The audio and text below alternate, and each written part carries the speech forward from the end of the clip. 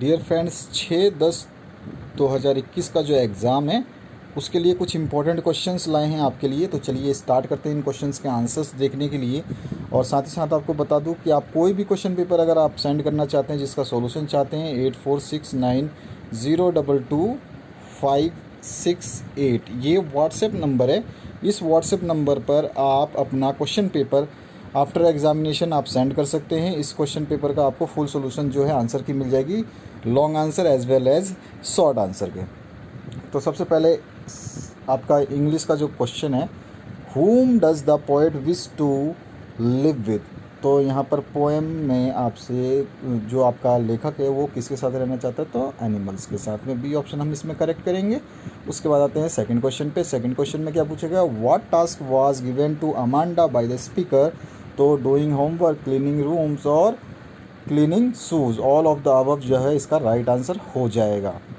इसके बाद में अगर हम नेक्स्ट क्वेश्चन की बात करते हैं तो यहाँ पे थर्ड क्वेश्चन है, what was the actual cost of M A foresters necklace. तो 500 फ्रांसिस।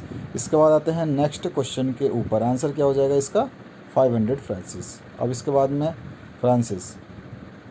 नेक्स्ट जो आपका क्वेश्चन है फोर्थ नंबर में, फिल विद सुटेबल मॉडल। तो फिल करेंगे सुटेबल मॉडल से तो क्या हो जाएगा, ये हो जाएगा आपके पास इसका answer, you mind closing the window. तो यहाँ पर आ जाएगा, would you mind closing the window. ठीक है, तो ये ऑप्शन इसमें करेक्ट हो जाएगा। नेक्स्ट क्वेश्चन जो है fifth question, we dash obey our parents. तो we should obey our parents, इस तरह से हम इसका आंसर लिख देंगे। नेक्स्ट क्वेश्चन में आपका पूछा क्या गया है, what name does Anne Frank give to her diary. तो उसने अपने डायरी का नाम दिया था किटी। उसके बाद आते हैं next, where did Wanda Petronski live. तो सी लिव्ड इन बॉगिंस हाइट्स। ठीक है, ये आपका इसका आंसर हो जाएगा। 8 नंबर क्वेश्चन है, which book become a turning point in Richards A brides life. तो यहाँ पर हो जाएगा जिसका बुक का नाम था, title was the travel of monarch acts.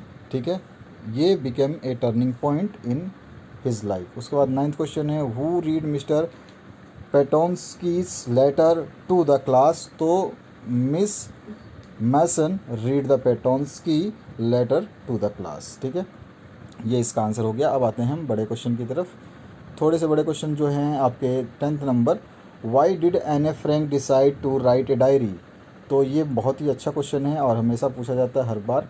N A Frank think that she didn't had any true friend whom with she could share her feelings and emotions, so she decided to share her all feelings and emotions with her diary by writing on it। ठीक है, इसलिए वो उसने decide किया था diary लिखने के लिए। आगे आते हैं नेक्स्ट 11वां जो क्वेश्चन है, what is the central idea of the poem animals. In the poem animal the poet compare human with animals to highlight the flaws of the nature. The poet praise animals for being better than human being and they possess all such qualities that human lack।